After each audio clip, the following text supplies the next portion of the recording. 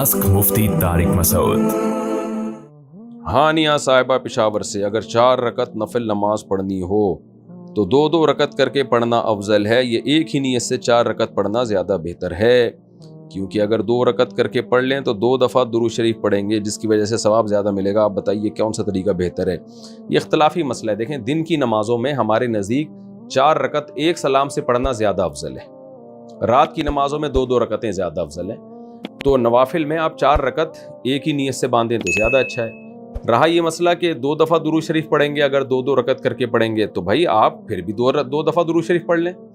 जैसे असर से पहले की 4 सुन्नतें हैं, उसमें आप अफजल यही है कि आप 2 रकत के बाद अत्तहियात के बाद दुरूद शरीफ भी पढ़ें, दुआ भी पढ़ें, फिर जब तीसरी रकत के लिए खड़े हों तो सना भी पढ़ें उसमें, तो उसमें भी 2-2 दफ़ा दुरूद शरीफ हो जाएगा 4 रकत वाली नमाज में।